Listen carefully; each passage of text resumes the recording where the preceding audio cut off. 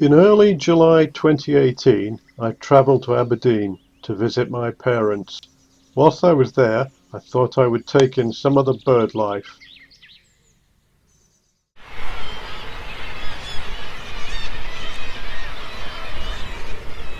First, I travelled to Fowlsheugh, which is some distance south of Aberdeen along the coast, beyond Stonehaven.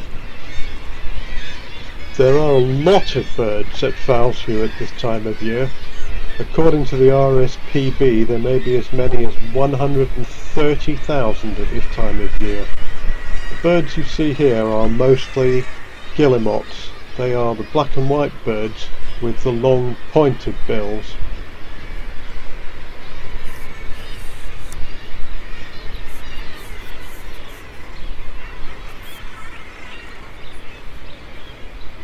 The other black and white seabird you may see here is the razorbill. Here you can see the two birds side by side. It has a much thicker beak than the guillemot. Another bird you are more than likely to see is the kittiwake, a delicate gull with a yellow beak and black legs and a distinctive kittiwake call. You are almost bound to see the much more common herring gull, which has pink legs, a yellow beak with a red spot on it. There were two herring gull chicks on the cliffs, suffering a bit in the heat.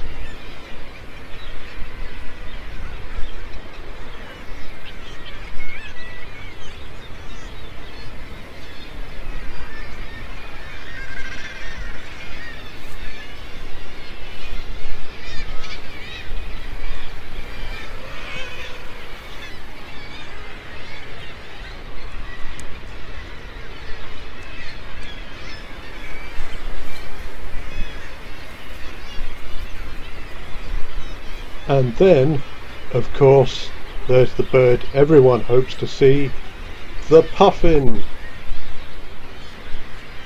Puffins are only really very colourful at this time of year when they come ashore to breed. The rest of the time their beak is a relatively dull grey colour.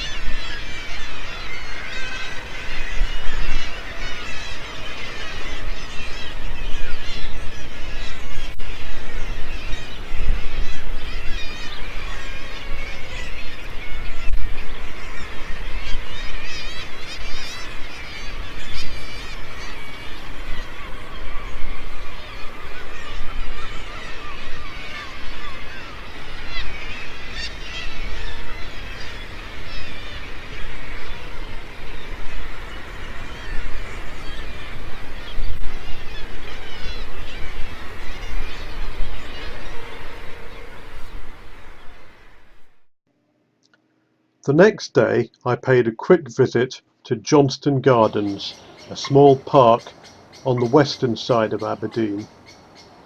This is a black-headed gull. In the winter the black head disappears, leaving only a small black spot behind the eye.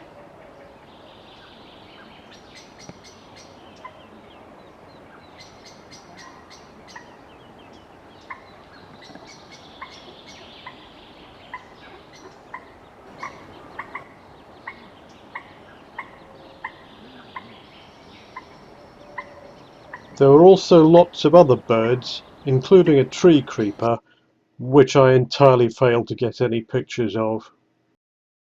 On the 4th of July I visited Forvie Sands Nature Reserve at Newburgh, but this is a herring gull at Union Square bus station.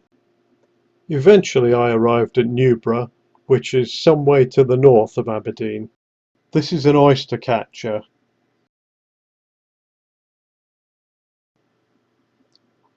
According to the RSPB, their principal diet is cockles, not oysters.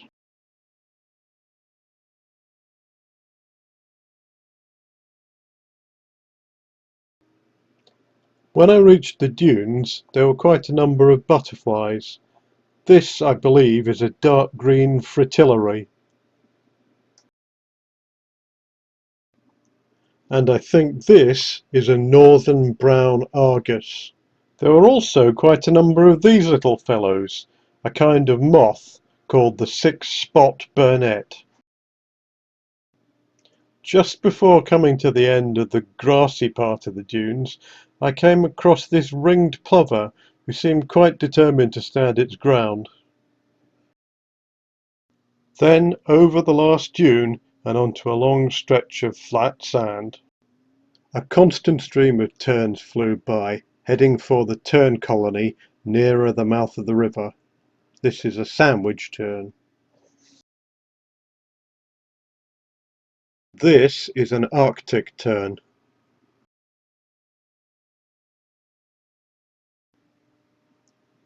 Then I walked along the beach before turning left and heading back towards the bridge over the river.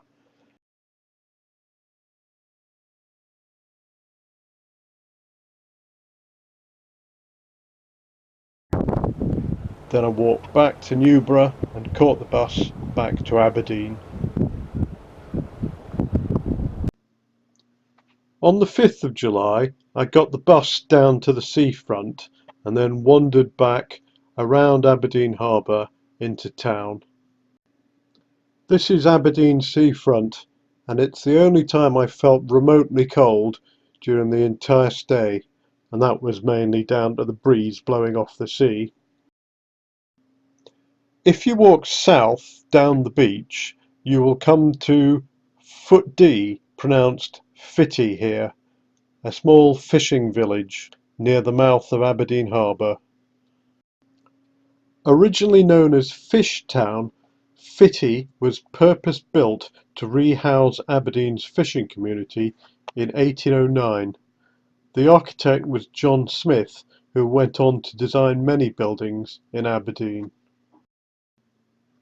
Fitty is built around two squares containing communal land.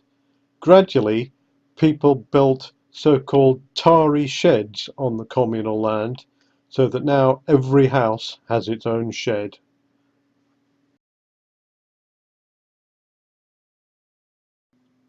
Then I wandered round the harbour, heading in the direction of the city centre.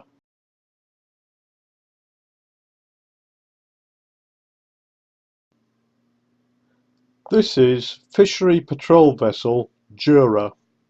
Its home port is Edinburgh, and it was built in 2006.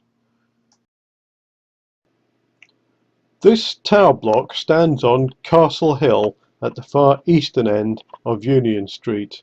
It stands on the site of Aberdeen Castle, which was burnt to the ground by Robert the Bruce in 1308, shortly before he massacred the English garrison that was stationed there.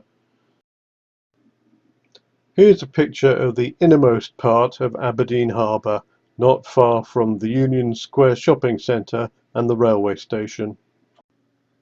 And here is a mural warning of the dangers of kidnap at the hands of Aberdeen's notorious blue tit gangs. This is Castlegate. The tower blocks you saw earlier are hidden behind the Salvation Army Citadel, the castle-y looking building towards the back of the square.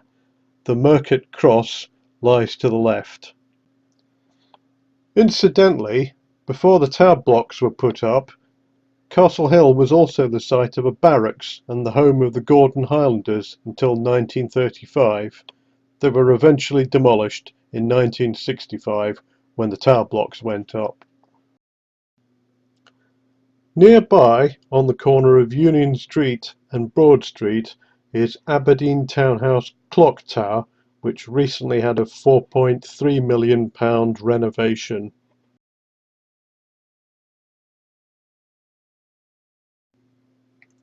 Also on Broad Street is Marshall College, which used to be part of the University of Aberdeen, but is now council offices.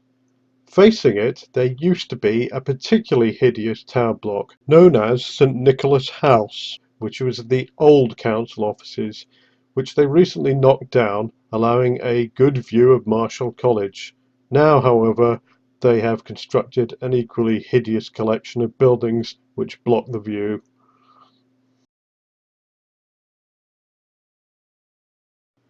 This photo shows the first floor of the nearby St Nicholas Centre, looking toward W. H. Smith's and Marks and Spencer's. Take a good look, because I believe plans are afoot to change this, cover it over, add more shops, and then top it with a second floor as well. Like Aberdeen needs more shopping centres. On the 6th of July, I caught the train to Montrose, specifically to see Montrose Basin and all the bird life in it. This is a lapwing, sometimes known as a peewit. The railway platform is right next to the basin and has good views over it. If you head slightly north and over a railway bridge, there are a number of hides from which you can observe the basin. On the south side of Montrose Basin is the Scottish Wildlife Trust Visitor Centre, which is very well equipped with various spotting scopes. You can reach it by walking across the road bridge that crosses Montrose Harbour, that forms the mouth of the basin and runs parallel to the railway bridge. When you reach a roundabout and turn right underneath the railway viaduct, you can follow the road for about 700 metres, and then the visitor centre is on your right, opposite a garden centre. The only problem with Montrose Basin is that when the tide is out, as it was that day, all the birds very sensibly stay in the centre of the basin and are a long distance away. This, for instance, is a photograph of an osprey through a telephoto lens at maximum magnification. If you crop the photo, as I am doing here, there's just not enough detail to see what's going on. By the way, these blobs are common seals. But there was this crow, and also this swallow perched on a camera just outside the glass. Never mind, I'll just have to come back when the tide's in. Anyway, that's all for now. Thanks for watching.